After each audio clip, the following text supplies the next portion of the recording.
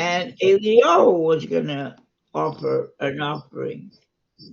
So there was Eliyahu versus 450 priests of the Baal. That was the reigning of Yisro of the time. And Eliyahu admonished the people, you can't straddle and go sometimes serving God and sometimes serving the Baal. Decide. And we'll have, this was something that Eliyahu did, that was a special permission of a Navi, and that is that he, through his Holy Spirit, Ruach HaKodesh, and everything he does is the will of God. So he did something which is called Hayra'as Sha'ah. It was a teaching for one time, and that was to make a altar in Hara Carmel, which was in close to Haifa. And you weren't supposed to, you were only supposed to make carbonates have to be brought up to the temple. The temple was already built, remember, by Shlomo? And there was a temple in Jerusalem, and he made this encounter with the Baal, with the priests of the Baal. And it was as follows.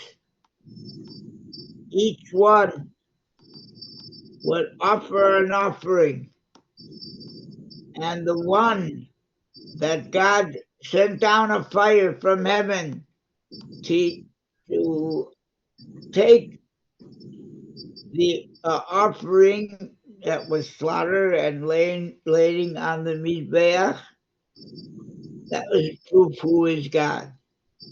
If the Baal would send down from heaven a flame of fire and take the offering, then the priests of the Baal would have something to stand on. And they agreed to this standoff. I mean, to this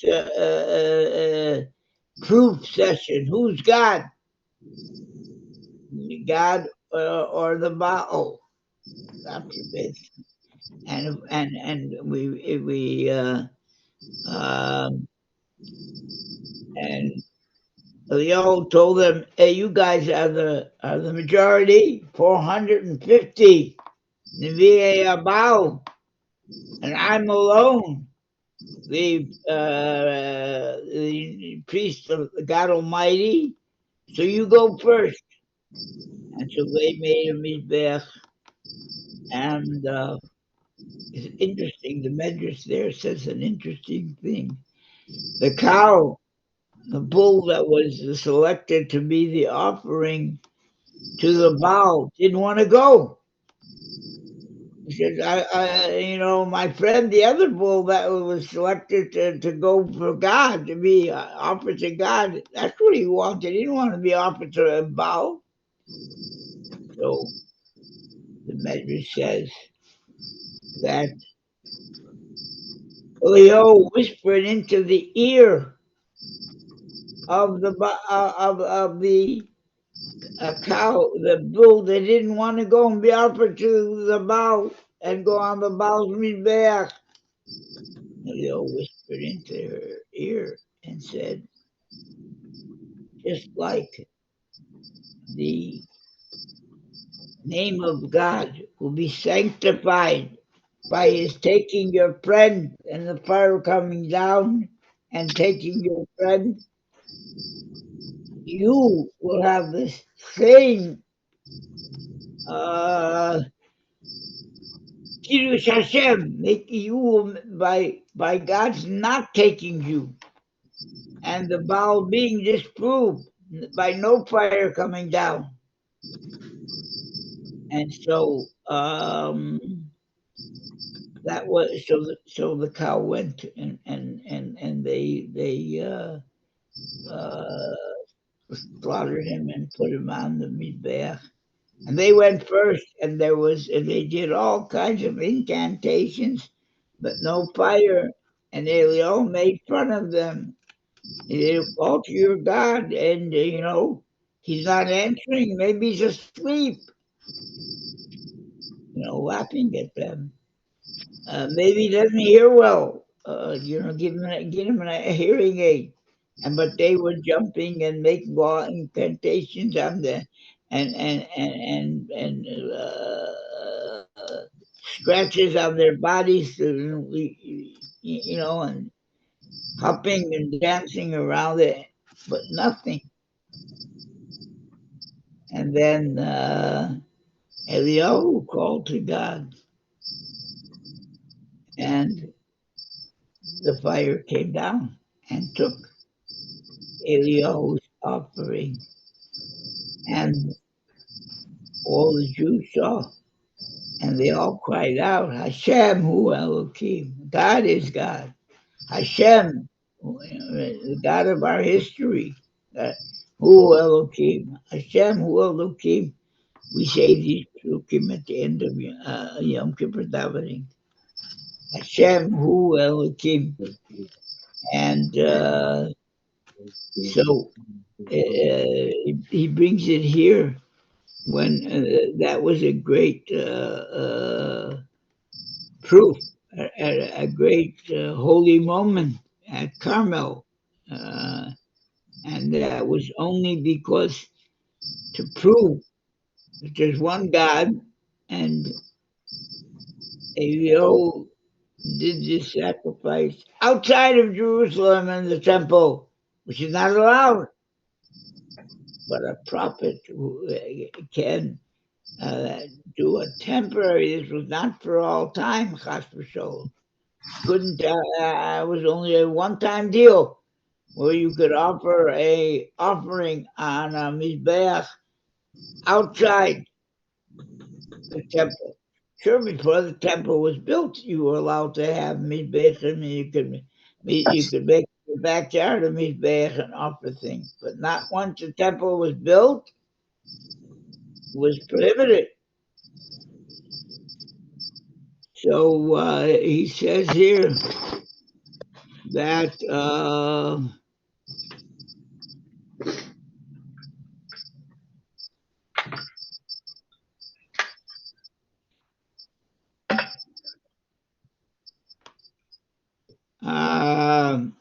and so the Midrash asked the Ivatatama Ata. I'll say if you're confused about this, Hare Eliyahu Kishavah Carmel. Eliyahu, when he came to the Mount of Carmel, Konash Kolakomrim, he brought together all the priests, 450 of them, and he said to them, Kiru B'kol Godol, hey, call with a great voice. Ki Elohim Hu, you say that he's a God, Baal. Ma Osa Kodesh Baruch Hu, what did God do?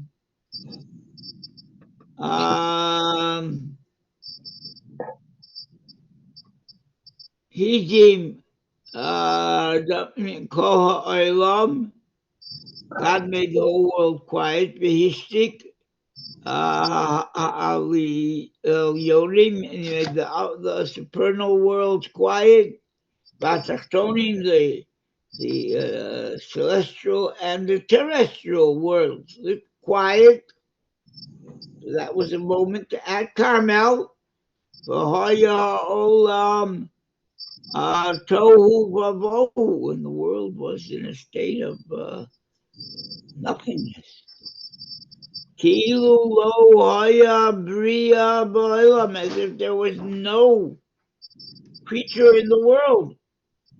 Shenema, Ein Kol, Ein Oneb, Ein Kasher. There was no voice or a answer to a voice.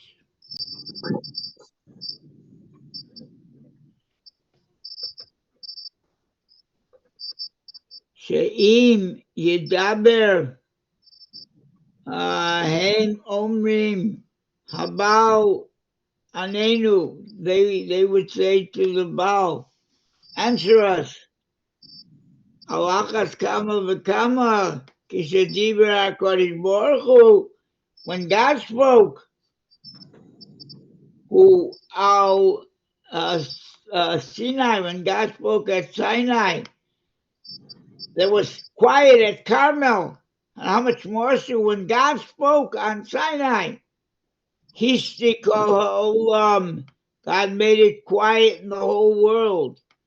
Kidei sheyedu habrios, that all the creatures should know.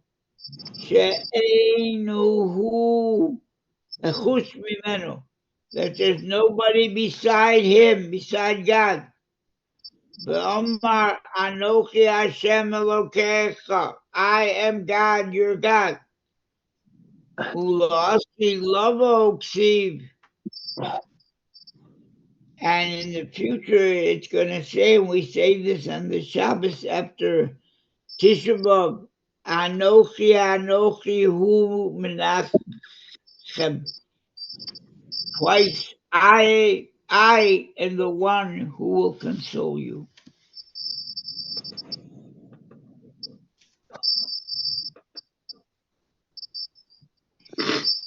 I want to read some. Anochi, you should know. Anochi, this was what the Jews heard, and the Midrash says they died on every word, and God revived them. And the Midrash talks about that. So, and they said to Moshe, "We're convinced, but please, you tell us. You give us over. We can't. We'll die permanently if this goes on." So God let Moshe give over the rest of the Torah. And you know that the Torah says about this, that the Gemara, this is the Gemara in the Masechet Makkos, the Taryag mitzvahs. How do we know that there are 613 mitzvahs? Because it says a pasuk in the Torah, Torah tziva lanu Moshe, morashati l'shako. Torah is the numerical value. You know, you count it in letters. Tuf is 400. Vav is 6. Resh is 200. So we have 606. And Hey is 5. So we have 611. So that's how we know that there's 613 mitzvahs. But wait a minute. Torah doesn't add up to 613. It adds up to 611. So the Midrash says, hey, hold on. Listen to the rest of this. Moshe. Moshe commanded us 613 mitzvahs. But 2 mitzvahs we heard straight from God's voice. Anochi, I am God, your God. Anochi Hashem Lokecha, right? That we heard straight from God, and every word there we died on it, and God had to give us back our life. And we also heard this, that's the first do, and we also heard the first don't. What is the first don't? Lo yeh. You can't have any other God. And So 611 mitzvahs Moshe told us, but 2 mitzvahs we heard straight from God. So that's total 613. So that's what the Gemara says, that the 613 mitzvahs, Torah Tzivah Moshe. Moshe taught us 611, but God taught us 2. And 611 and 2, Anochi v'lo yelecha, adds up to 613.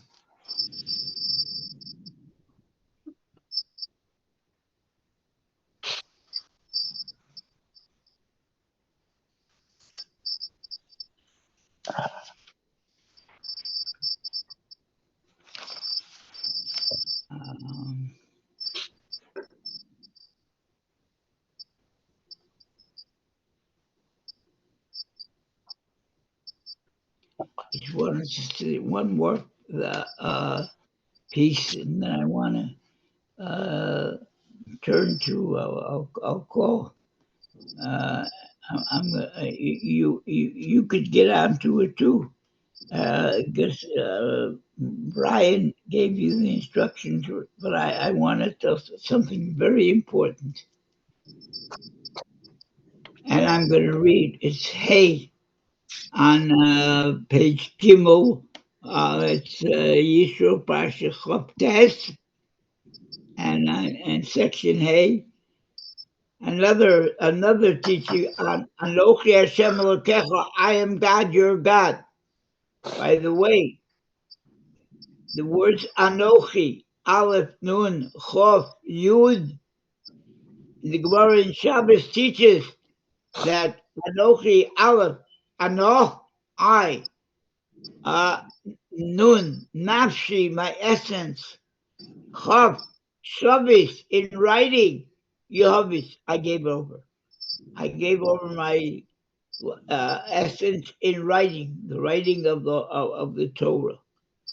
So that's an important sentence in that word. Ano nafshi ksavis Yehovis. I gave over my essence in writing. And that's where you find out about God in the Torah. But I want to quickly go through this, and I do want to check onto that Farbrengen in New York.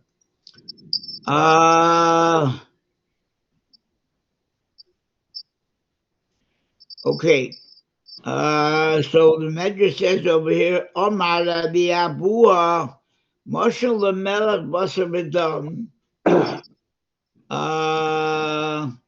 This is something, and you see the situation with earthly kings. Molech, he's an earthly king. Yisro, he has a father, or a brother, Ben, or a son, who can succeed him. He has relatives. But God tells the people as follows, and this is very important. Omar Kodesh Baruch Hu, Ani Eno King. I'm not like an earthly king that has a father, brother, son. Ani Rishon, I am the first. She'ein li of. I have no father who bore me, or mother, who bore me. She'ein lo of. I have no father. Vani Akron, I'm the last. She'ein li och. I have no brother. Umibaladai ein Elokim. Beside me, there is no God. Now listen to this carefully, the next 3 words. She'ein li bein. I have no son. I repeat, God says, I have no son. And that's right away. The Torah, however, the Torah says very clearly, to the religion that is based on the Son of God, so-called, God says, She'ein lo ben. Now, we know that God says, B'ni B'chori, my firstborn son is Israel. But that's not a son that is a descendant of me as such in a physical way. The children of Israel called Bonai, but in the sense of having a son like he is made up in another religion, very clearly it says here, I have no father, I have no brother, and Umibalodai ein Elohim. Beside me there is no other God. She'ein li bein. I have no son. And that's a very crucial thing where we part company from the dominant religion in America that believes in a son that has powers of a God, and very clearly this Midrash rules this out.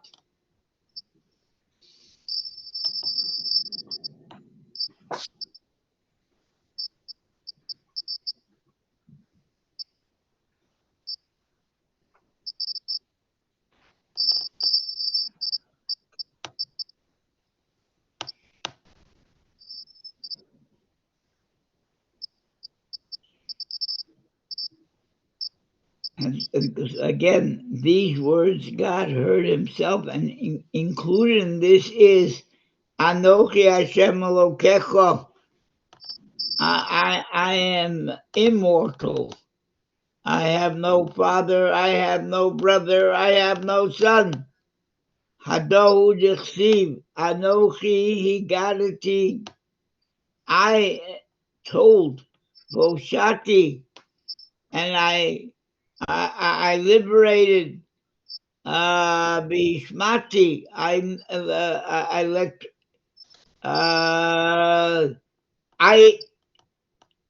what you're supposed to think when you hear God. What are you supposed to think? The Shulchan Aruch says, Hashem, Borei Olam Umanhigo. God is the creator of the world and its leader and its superintendent. God is involved in everything in the world. That's what you're supposed to think. Borei Olam Umanhigo, creator of the world and its manhig, its leader. Its manhig is a leader, a counselor, a head. Manhig is a manager. God didn't create the world and let it go on its own speed, wound it up and goes for he's winding it up constantly. He's dealing with it and he's dealing with you personally constantly. Hey, when you need something in your life, you should know you're not alone. Nobody's alone. The one being that makes a difference in your life is always with you. He's also with another in a very dynamic way. 16 million Jews. And he's also with 8 billion creatures, human beings. That is in their life. in a very in a higher way. He's with the Jewish people, and then it says that God, uh, so to say, sets aside the world. He's creating them all always, but he is with the Jewish people in the world at all times. His presence is known to all the Jews, and every Jew is supposed to think as follows: that he has to say that Bishvili Nivra Ha'olam. God created the world for me, little me, little me. This Tanya brings it down from the Gemara. That person has to constantly think, hey, this is my world God created for me. God forbid I should mess it up. I have that possibility. He gave me that possibility. One person could mess up the whole world, as we've seen. But a person has to think that between Nivra Olam, and he has to also think Anini Brasi the Shamish Koni. I was created to serve my maker. Where do you get all this? In the Torah.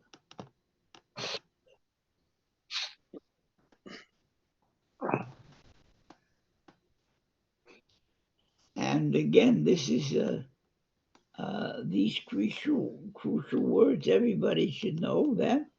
There's a lot of pieces in here in the Midrash on these three words: Anochi Hashem Elokecha. Anochi, I. Delo Ishrames v'shum oish v'shum koitz. Anochi, I, whom I'm known only to myself. When I have a name, Hashem, Yitzkei, which means Haya, Hoveh, Biyeh. I was, I am, and I will be. Higher than time. And Elokecha, that's your God.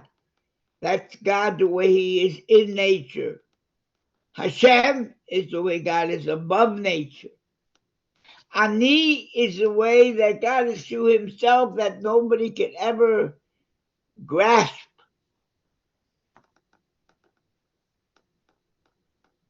Hashem, you could grasp. That's a name. But it's a name where God acts, he's above nature. And also when he acts with kindness and mercy. And Elokecha, your God. I'm everyone's God. So, I think what it's about a quarter after. So I urge you, if you like, and if you know how to, Ryan. Ryan, I'm calling my good friend to switch me on to. Anyhow, he showed Michael and I how to get on. Okay. He's gonna get me on my computer. Again, when I grow up, I'll learn how to use the computer. I'm too young to know how to. So anyway, and you could, Moshe Lifshitz, do you know how to get onto the big Farbrengen where my son is going to be speaking and my brother-in-law is going to be speaking and another great speaker is going to be speaking. I'm very proud of Mendelet. He's the moderator. Ryan, I want to wish you all a good Shabbos. Good Shabbos, Rabbi, and thank you for the Shiur tonight. Thank you so much for the Shiur, Rabbi. Yeah. And good Shabbos. Thank you for listening and being present. Who's present is this week? We have a little bit. Moshe Lipschitz is on. Is Joel on? Yes. Oh, okay. And Jonathan. And our good friend from Miami. He's on. He's from the Mordechai. Mordechai Dorfman. Mordechai Dorfman. And Dr. Shiur. Yes. Ryan.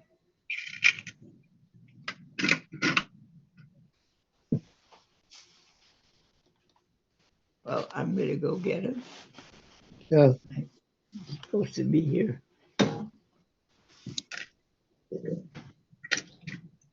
But it's possible that Mike might be able to give a link to each person who's in the class.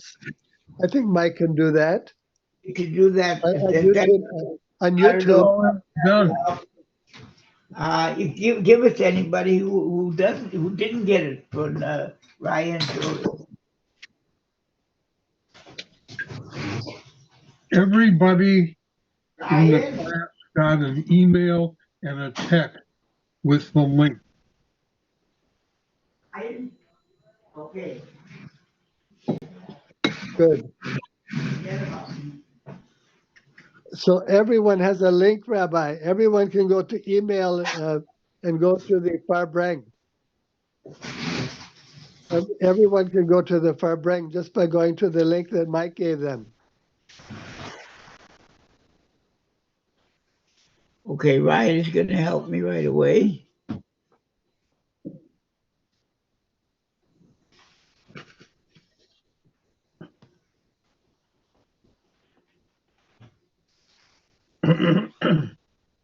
Berke is not on.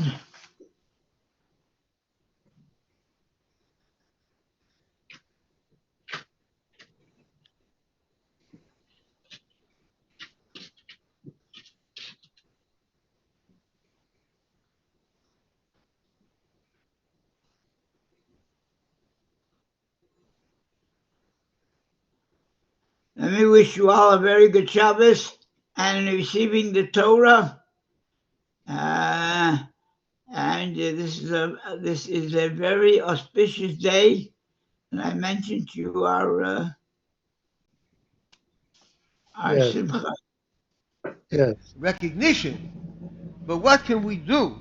So the Rebbe said, when he spoke about the Tzemach Tzedek ones, That's my brother-in-law.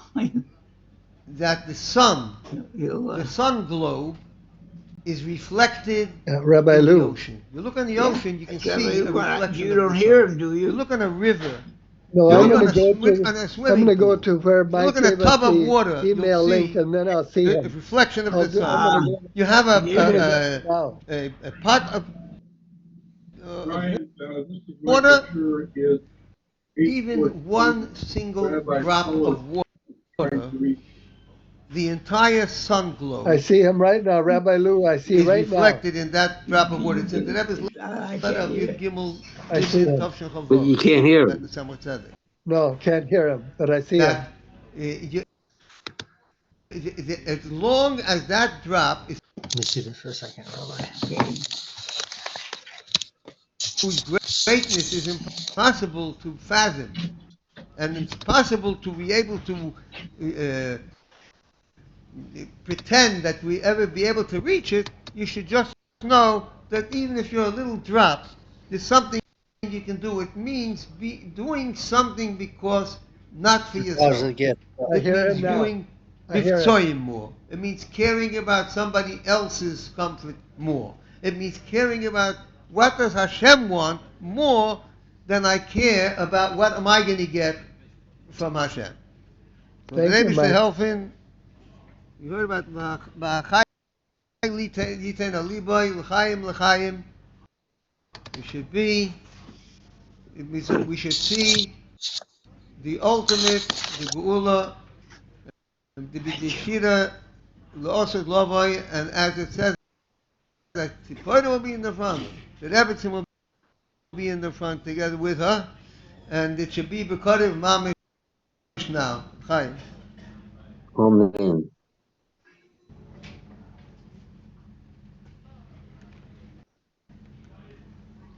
Thank you very much, Rabbi Lou, for the bottom today, stories, inspiration, and indeed, Chaim, L'chaim,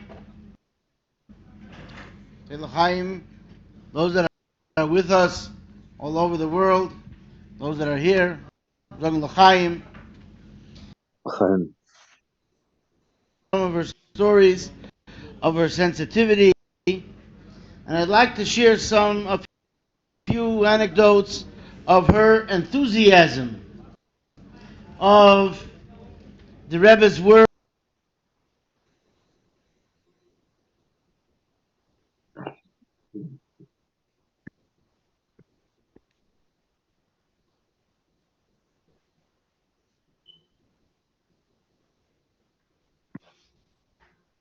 Ryan, something happened here. I don't hear it. Mendel, I don't hear him. You look at something happened.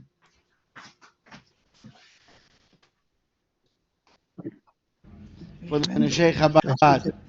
Just in one of the in one of the things that she was once telling her, she spoke about the children and how well they're doing in Tzivos Hashem and the programs that are for the children. And she said that she shared that how her children do and how the children at the school do. She says it's a very good program that the Rebbe came up with, correct? So she was so proud of it, so to speak, when she spoke about it. Now, I just want to go back to the years of the early 1960s, and this is just an interesting, also an interesting anecdote. Not too far from here, there was something called the World's Fair in those years, and they had displays of different technology and different things from different countries, and different organizations and companies were able to get a booth and a display at this World's Fair. Of course, the Rebbe promoting Hafatzas HaMayones, spreading the wellsprings of Chassidus, Merkaz in Yom Chinuch, got a booth, and they displayed the Sforim, the books, English, and also the Sifrei Chassidus, etc. And different Bachrim got a turn to man the booth. I had the opportunity to find this out because I asked once my father's Zoltan, you know, if he met the Rebbetzin or whatever, and he told me this story. He says this is the only time really that he met the Rebbetzin. He could hear that because he didn't have one of these type of relationships like my uncle Zoltan Gizon. But he said he was manning the booth with another bacher. He used to be very involved in what was going on. And they would interact with people coming and going and showing them the Sfarim and sharing and selling. And it was even before Mivtzoyim were as we know it. And then he sees in the corner of his eye, a little bit down, a few booths over, he sees Rabbi Krinsky. And he sees he's going with a regal-looking woman, and he realized right away, of course, it's the Rebbetzin, because he had seen the Rebbetzin coming and going in 770. That all, like my uncle said, Bochum used to see her. As a matter of fact, she used to actually drive the Rebbe home on Monday night and Wednesday night. Those were the two nights that there was not Yechidus. And the Rebbetzin used to actually go in, and there's even pictures that were taken surreptitiously that people see of the Rebbetzin actually reading and doing things in the Rebbe's room. So my father sees that Rabbi Krinsky is coming and he's approaching the booth.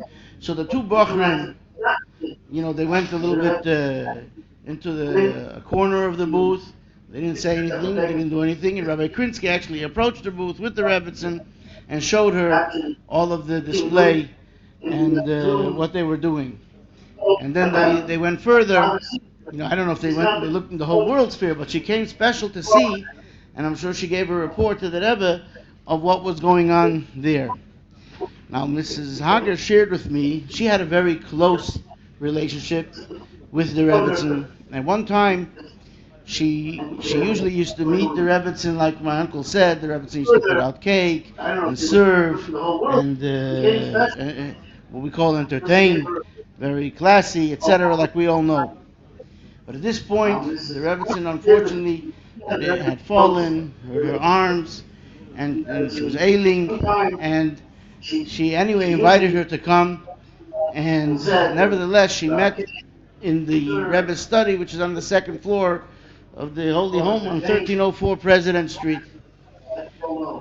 And she said that she asked Rabbi Hillel David Krinsky should come to the house with the video, which in those days called the VCR, and he would show some videos.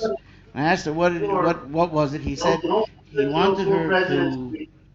she wanted him to show the video of the way the mitzvah tanks in Eretz Yisrael work with the soldiers and go beyond the lines. This might have been in the early, in 1982, and I don't remember, and I'll have to still find out.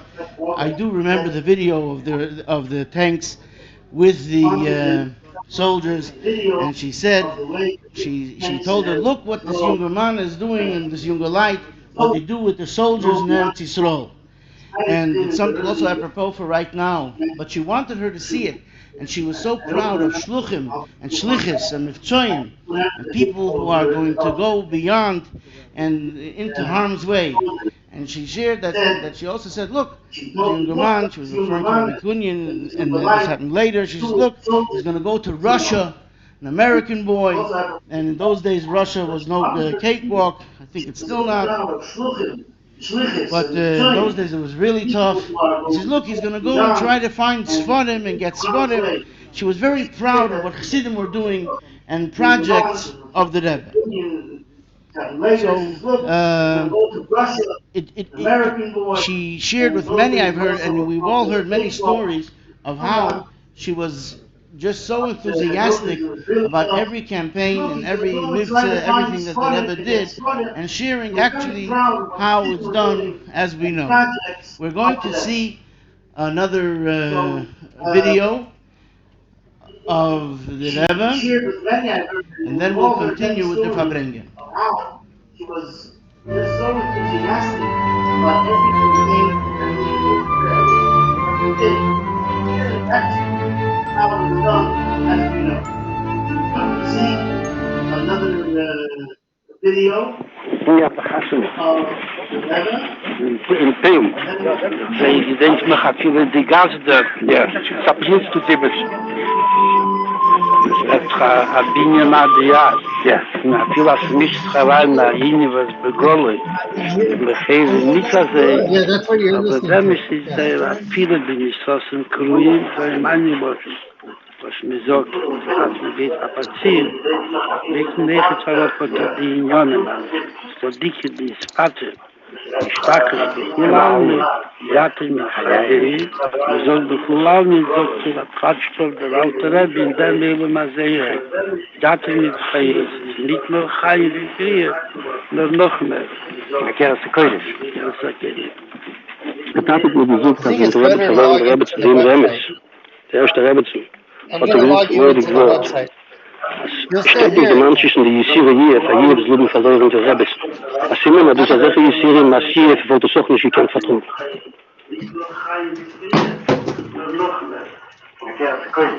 Da muss man natürlich gehört haben, dass das gesagt was ist Sabine Nadian. Ja, Sabine Nadian hat das falsch, das ist ja nicht schön. Dat de morgen van Nederland, na feestjes in juli, vergessen dat helemaal niet. Afval begin brengt ik maar af de dogmen, meestal lai nog. Janke was gezegd, meestal lai. Als de een nischer met terres, aber de ballen. Bijacherd hem zei, van de dogma alleen versteht met de miniën. Maar meestal lai rochel, niet de staat meestal gepschutten. geworden, a Kever Rochel, und darf gehen Chuslores. Und klar, war worden ist, ab Durfe beschoben worden im Legion. Wir werden sie gehen durch zu dem Ort, und das wird dann gerufen, Mische, da war es, da sehen, was meine Bosse zeichen das, will sie zeichen das, das nachher. L'chaim, l'chaim. So in Chav Shevat, it's customary to, of course, give to the moistus, to the organizations that are connected with the Rebbetzin, especially the Keren Chomesh, which the Rebbe himself established for various needs of Neshei Bnei Yisrael. The Rebbe actually directed Rabbi Krinsky to make an account, and he established funds, and he wrote down how it should be, how it should work, and what it should be. So certainly it could be given online, and one could donate to Keren Chomesh on the occasion of Chav Shvat, if you have not yet done so, to do so as is customary. The Rebbetzin we mentioned was also not only enthusiastic, but we spoke about how in such a keen and unassuming way, matter-of-factly, I just want to share two small anecdotes, and then we'll ask the Reb Sheish Taub, who's going to share with us from the lessons that the Rebbe taught on the occasion of Chav Shvat, what it means to our life in a practical way. I heard both of these stories from the people who it happened with. The first story is a story that happened with Rabbi Klein, and I find it as a very fascinating story. And a story of like the Rebbe and the Rebbetzin as the team, so to speak, Chochmah and Bina, Treidein, etc., that are always together, but in a certain way. And again, this was after Tavshin Lamed Ches. It was in Tavshin Lamed Ches, the first 4 Friday nights after what happened. On Simchas Torah, the Rebbe actually ate in his office with the Rebbetzin, and the Seder was, each one of the secretaries of the Rebbe took a turn on a Friday night. So Rabbi Klein said this happened. He says it must have been probably Parshas Lech Lecha. He's not positive it was Lech Lecha, Vayera, but he said it was he found it very fascinating. Maybe you will too. He says, I filled up the becher for Kiddush. He says, and I filled it up to the very, very top, to the extent that the wine was over the rim of the becher. He says, but I wasn't going to gieß über a whole, make a mess on the Rebbe's desk. That's literally what they were eating. He says, okay. And he said he filled up the cup and he stood by the window. He stepped aside, and he said the Rebbe was standing and the Rebbetzin was standing, and it was quiet and nothing was going on. And he says, and I was standing. He told me the story. He says, I was standing. He says, I have never seen or experienced the Rebbe making Kiddush Friday night, so I had no idea. Maybe the Rebbe stands for 5 minutes before he makes Kiddush. I don't know anything. He says the Rebbe is standing, not doing anything. And the Rebbetzin is standing, and I'm standing. It's 1 minute, 2 minutes, 3 minutes. It's going. Finally, after these few minutes, the Rebbetzin said in an undertone, she sized up what's going on, and she says, Bayuns gist meniber. We actually make sure to pour, that the cup should actually overflow, not just be on top of the rim, but some of the wine should actually pour out. So he says he ran over and he quickly poured some more wine. And after he did that, the Rebbe made Kiddush. Now, someone may ask, well, the Rebbe didn't say, but I guess the Rebbe was thinking the whole time, what is he didn't want to tell him you don't know how to, whatever it was. But she, in a very nonchalant way, said it. I heard now recently another story from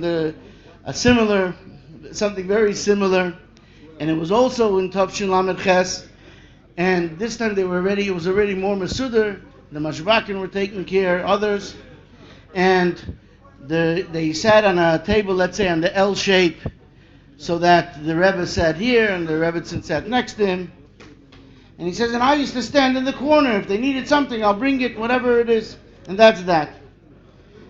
It happens to be that somebody who was close to the Beis Harav earlier years fell and was injured and was in a hospital. And it was Shabbos, and the Rebbe asked this person, says, maybe you can go over to the hospital. It wasn't too far away. It was called the Jewish Hospital. Find out how he's doing, please. And he says, I was young. I went, I ran quickly. I came back. And then she asked me again to find out something else. I went a second time. He says, but the Rebbe didn't eat anyway till very late. And anyway, so by the time he came, it was the Suda. And in the middle of the Suda, he knows he hadn't given the report. But there had been a diagnosis finally of this person, that the person had broken their hip, Rahman al-Islam. That's what it was. Now the person said that I used to never talk unless I was spoken to. That was my, never disturb and never anything. But he knew that the Rebbitzin and the Rebbe, they wanted to know about this individual and what was the diagnosis and what happened, etc. So he said, so I stood in that corner place and they could both see me. And I started to point. And first I held my hip and then I started to point to the hip to indicate that he had a fractured hip. He says, and the Rebbe went suddenly from himself to outside. The Rebbe went like this. And he quickly took his right hand and he made a tenuah so hard and fast out from his body and outward. He says, I jumped. I didn't know what was going on. And the Rebbitzin realized what happened immediately. And the Rebbitzin said, Men weiß nicht auf sich. It's customary when there's an injury, heaven forbid, that you don't show it on yourself. And it's based, I think, on a Mishnah, whatever it is. But she just said she was mefadish what the Rebbe did, his tenuah, the tenuah of the tzaddik. And when I heard the story, I said, maybe the Rebbe took away from you such an injury, Rahman al-Islam. But he was certainly in agreement. But it was this just happened. Derech Hagav. She said, "Men weiß nicht auf sich." So then he opened his mouth and he said, it's a fractured hip and whatever it is, and he said the diagnosis. So this is just a little bit of a glimpse into the greatness of something that we have the schus to even know about. And like my uncle said, if we could just be a little pure and reflect these great lives as the Rebbe wanted, which is what we're going to hear about now from Rabbi Sheis Taub, who's going to share these the heroes of Chav Bei Shvat. Rabbi Taub.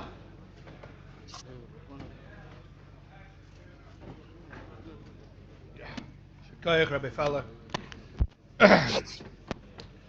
So I'm not going to speak long, but the Sicha from Chav Bei Shvat Tovshin Nun Beis. The Rebbe speaks about three tekufas, three eras in the Nesius of the Frierdiker Rebbe. That's how the Rebbe describes it. One of them is until Yud Shvat Tovshin Yud, meaning until the Hilula of the Frierdiker Rebbe. The next tekufa is from Yud Aleph Shvat Tovshin Yud Aleph, which is Kabbalas and Nesius, so the first full day of the Rebbe accepting leadership. And then the Rebbe describes Chav Bei Shvat, the day of the Rebbetzins passing, as the third shlav, the third rung on the ladder, the third era, which is the culminating ultimate era that brings us into Geula. So these are obviously very lofty concepts, but they're not meant to remain lofty. We're meant to relate to them and to live them. So how do we understand these concepts? So the Rebbe describes it as the era first of 10. 10 is Yud Shvat. The Frierdiker Rebbe's Yortzeit is the 10th day of Shvat. And what is 10? We all know in Chassidus 10 is perfection. 10 is completion. So the Rebbe says that basically that's the idea of tzuputz in the knapelach, of polishing, shining the buttons. And basically that was the Frierdiker Rebbe until Yud Shvat is finishing everything that has to be done in the world. Then the next era or phase is not 10 but 11. Echad Aser, 11. And why is it 11? First of all, because the first full day of the Rebbe's Nesius is on the 11th. Then the Rebbe also mentions that his birthday is the 11th, the 11th of Nisan. And that it took place in the 11th year, in Tafshin Yud Aleph, 5711, 1951. So that's a lot of 11s. And what's 11? 11 is beyond. 11 is Kesed. The Rebbe talks about you have Aseres HaDibris, which is 10. And then the Anoichi, Atzmos itself, is the 11. And that's basically from the beginning of the Rebbe's Nesius until Chav Beis Shvat. And then we go to a whole new level, which is Chav Beis, which is double 11. 11 days from Yud Aleph Shvat. And what's double 11? It's where there's no more 10, everything is 11. What does that mean? That means where even our Gashmias becomes Elokus. Now, what does that mean, that even our Gashmias becomes Elokus? That even in our practical day-to-day life, it's godliness. So the way that Rebbe describes it there is that the Dira B'Tachtonim is to such an extent where the Dayer and the Dira become one thing. That it's all Atzmos. And this is the era of the Rebbetzin where basically there's nothing but Eibishter. It's not that we have our Ruchnias and we have our Gashmias. No, everything now becomes Elokus. And of course that's the idea of Mashiach. So what does that even mean? Like, how do we begin to integrate such an idea? So there's a story that's not an unknown story. In fact, I think it was told by the person it happened to at one of the Farbrengens here at the oil one Chav Beis Shvat. But I called the person it happened to a couple days ago just to verify and make sure that the words, especially the Rebbetzins' words, were accurate. So the story is that I spoke to Rosh Shlomo Bistritsky, and he told me that when he was 18 years old, he was in Eretz Yisrael, and he flew in before Beis Kislev Tavshin Mem Ches to be there for the big events. And he said that as soon as he arrived home, his father was very disappointed with him. He told him, you shouldn't be here, you should be in yeshiva, you're a shliach, you don't belong here. So he knew that his father was already not so happy he was there.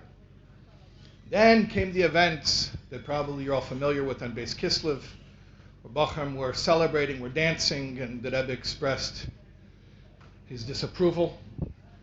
And of course, that really sealed the deal that Reb Shlomo's father was disappointed with his son even being there. And he said he felt the tension in his home that, this disappointment, rejection, and he felt bad. I mean, obviously he felt very bad. So he says Friday night he came home from shul and he was waiting for his father to come home to make kiddush. And he knew that his father would stop off at the Rebbe and the Rebbetzins' house after shul. Mitzad Gesund, he would check in on the Rebbetzin, check in on her health. So his father, Reb Leibel, comes in, and all of a sudden he's smiling. He says, Shalom Aleichem. And Shlomo knows his father hasn't been too happy with him the past few days, so he says, Ta. He says, I had a very open relationship with him, so I just asked him up front, Ta, why are you all of a sudden so happy to see me? So he says, I want to tell you, I was just by the Rebbetzin. And I told her, I'm not happy that Shlomo came in. He shouldn't have come in. And Shlomo tells me, I'm thinking, oy vey, this is what I need. Like, bad enough I was there with the group on Beis Kislev, and now my father is saying to the Rebbetzin, specifically my name is one of the guys who was there, and the Rebbetzin is going to tell the Rebbe, like, now it's even worse. So Reb Leibel tells his son, he says, I tell the Rebbetzin, my son came in, he shouldn't have come in. So the Rebbetzin says to me, Leibel, go easy on him. And I said, did she say go easy on him? He said, you know what? All I know is what he told me right when he came home from having spoken to her. I said, did she speak to him in English? He said, it's very likely. They spoke, in English. So he said it was probably what she said.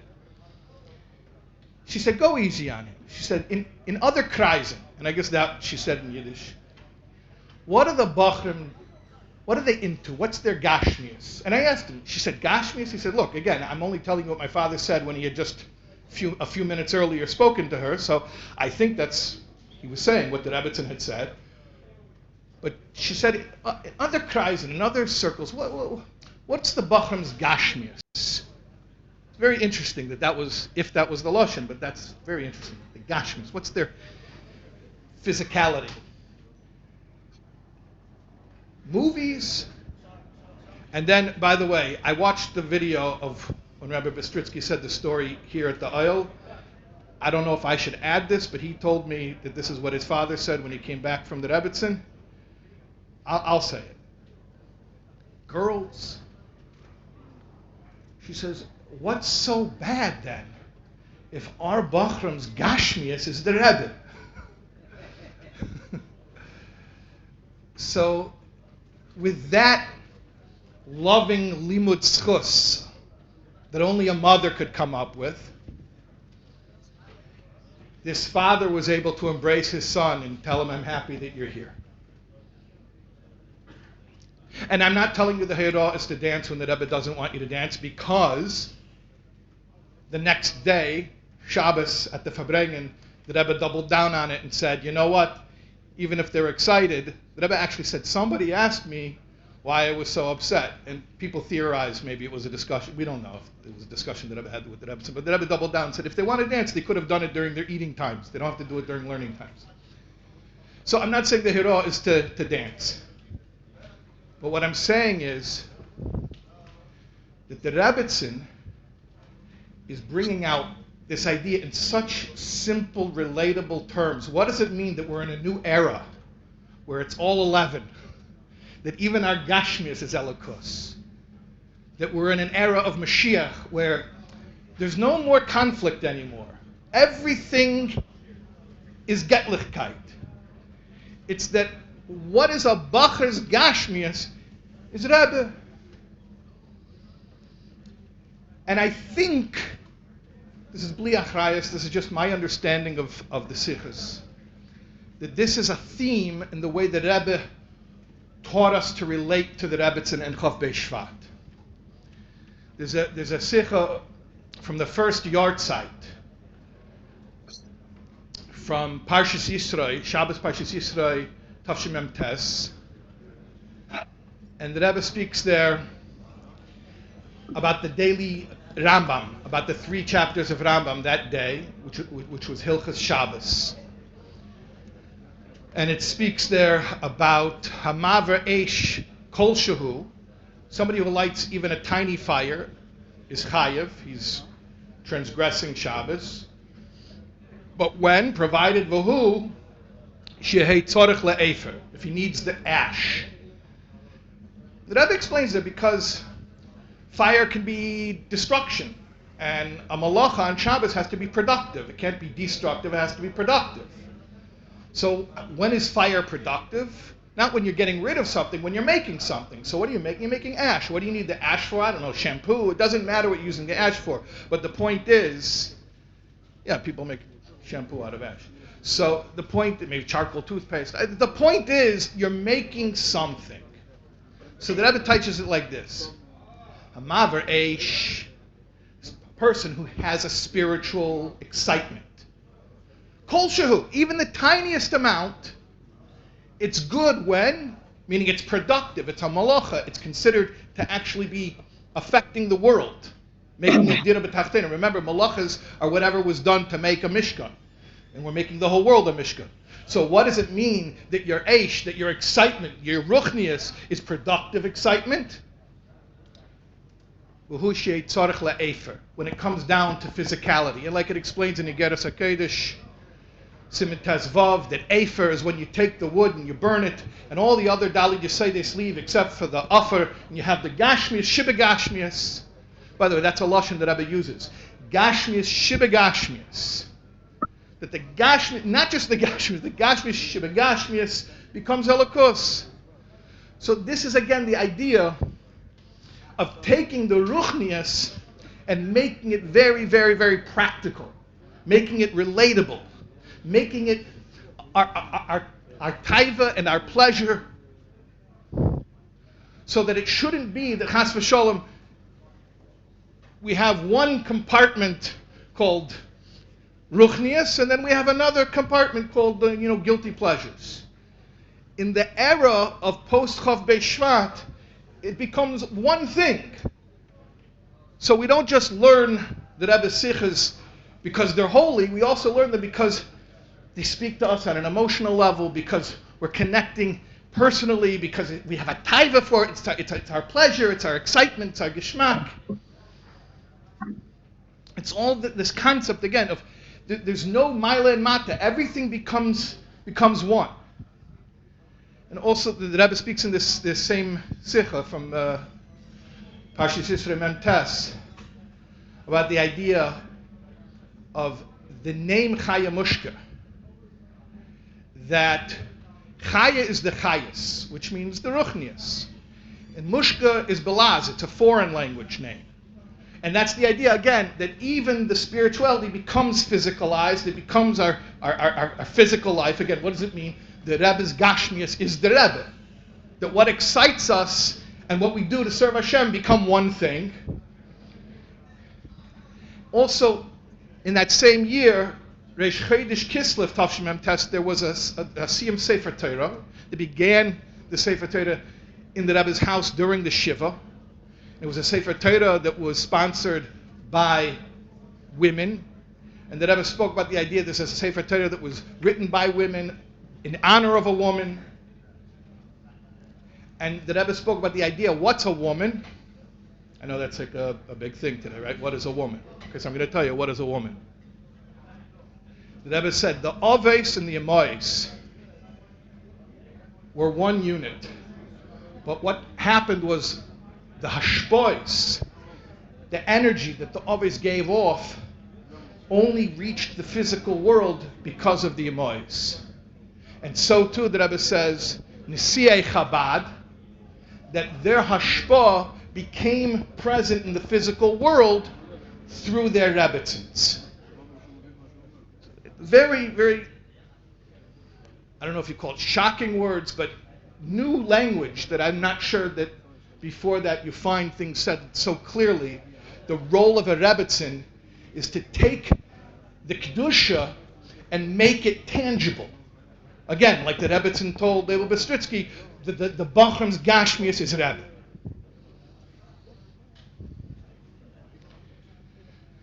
So, Bepoil, what can we do with this? First of all, I should mention one hera that the Rebbe says explicitly, and that is Kviyas Itim. Why Kviyas Itim? Because you're going to say, oh, the Rebbe always wants to get in Kviyas Itim, wherever he can get us to learn more Torah. But I want to explain to you why the Rebbe says Kviyas Itim. Because Chaya Mushka is 470, which is Begematria Ace. Ace means time. Time means Hischalkas Azman. It's a very physical thing. So within time, meaning time, space, within physicality, to bring Kedusha. In other words, let me explain it like this. If you learn Torah whenever you're excited about it, then Torah remains too spiritual. But if you make Torah part of your schedule, if it's built into your day, then you're making it part of your physical experience. So that's one thing, Kviyas Itim LaTorah. But another thing, and the Rebbe says this is a hera to women, but I think we can all take this personally. In the Sikh of Tafshin Nun Beis, and I think you see this with the Rebbetzins Limud Schus to Leibel Bestritsky about how lovingly she explained how to look on a bacher in a positive way. The Rebbe says that women have a special mission through Adira No and Kalim Noim, Pashut having a nice physical environment to make life pleasant, and thereby imbue in their children a Geschmack und a Warmkeit. an enjoyment and a warmth for Yiddishkeit, which the Rebbe says is especially implanted through the Edelkeit und, what was the Lashon, Levi? Liebschaft. Edelkeit. Levi Shem Tov was helping me to look at the Sikha a few minutes ago. Edelkeit und Liebschaft, which is the Natur von der Yiddische Freude. Edelkeit und Liebschaft, and thereby implanting Geschmack und Warmkeit. Okay? Yiddishkeit, Chassidishkeit has to be enjoyable. It has to feel inviting. It has to feel embracing. It can't be through harshness. It has to be through love. And the Rebbe is describing that this is the special talent of women to do this for their children, so that even when they grow up, they will have this warmth and this enjoyment for Yiddishkeit. And Bechlal, all of us can develop our Geschmack in Yiddishkeit. And I think it's the same thing, by the way, with the Kviyasitim. I don't think they're separate things. I think it's all one concept. That when you take Torah personally, when you learn a Sikha, not just because of the Kedusha of it. Sometimes people learn Likutei Sichos for the Kedusha, and then to be stimulated, to be entertained, they have other things that they, other sources that they find more, relevant, exciting, guilty pleasures, we call it. But what we're saying here is that Likutei Sichos becomes our guilty pleasure. It becomes our geschmack. That what are we turning to for pleasure, for relaxation, for personal enjoyment?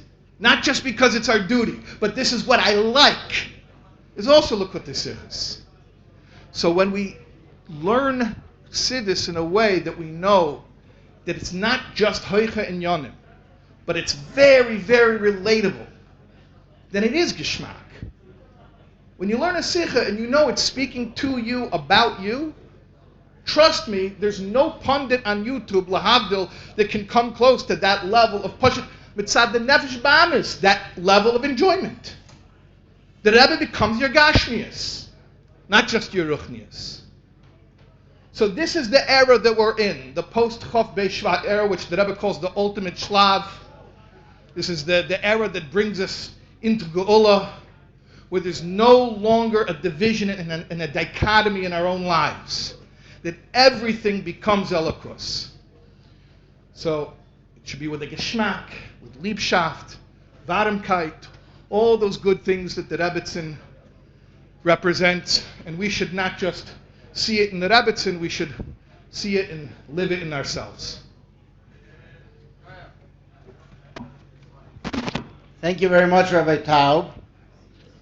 And indeed, on this day of Chof B'Shvat, when we're inspired to follow the Hiroyas and the lessons of the Rebbe, and like the Rebbe said, that he's going to we learn from the example. We've had some examples shared, and just some of the Hiroyas and Chof B'Shvat Tavshin and Beis, the Rebbe actually distributed a kuntras, a booklet that included within it talks that he gave with these lessons, and mamorim that were published in the previous years also for Chof Beis Shvat, for this day. Certainly as Chassidim, we will learn this and focus on the lessons and instructions that the Rebbe gives us. And of course, like we mentioned earlier, if we haven't yet given tzedakah for this day, the Keren Chomesh, you can be found online at charity.com/Keren470, Keren 470. And the Rebbe said that 470 is the gematria of Ace, like Rabbi Taub mentioned. And the Rebbe said to give in amounts of 470, whether it's if somebody wants to give $4.70 or $47,000 or halabai $47 million in amounts of 47. We're going to conclude the official part of the Farbrengen with another video, a short video of the Rebbe, where he speaks of the eternity of the Rebbitzin, and something very interesting, and it's with the former council member of New York City. So I'd like to thank, before we put on the video, the Vadar V'choim, who puts together this Farbrengen and Farbrengenischen and material for Chassidim to have a Varmkeit, to have the warmth of the Hiskashrus, of the connection to the Rebbe, and may each and every one of us have the hashboyas, the blessings, the energy that comes from this auspicious day, with this special connection that we have with the Rebbe and the Rebbitzin, and indeed merit the promises and the fulfillment, the Kiyum Kol HaYehudim, like the Rebbe said, that we will have together with being once again reunited with the Rebbe and the Rebbitzin at the time of Mashiach's coming. Let's watch the video.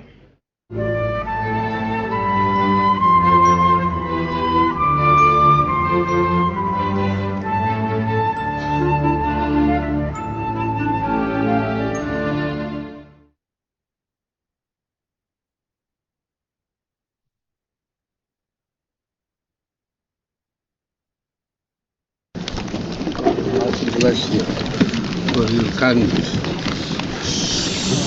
The help of the population of this city, including the Jewish population, no discrimination. And to go from strength to strength, no change. Private and conduct. I'm very, very sorry for your tragedy. Please accept my condolences, my sincere condolences. We're all praying for you in your time of need. God bless you to transfer it to good deeds for all the population, as I mentioned before. It will be also the most gratifying thing for the neshama, for the soul of the departed person. Her first name was Chaya. That means life. That is the name that has been inscribed on her matzeret. That means that this is perpetual even after the life in this earth till creation. I hope it will be very soon. I hear she was a wonderful, wonderful woman, your wife. Thank you, sir. In my opinion, it is underestimated. That's underestimated. But many God Almighty knows all the truth, and especially everyone who tries his best to emulate, to fulfill her wishes, and to be, as I said,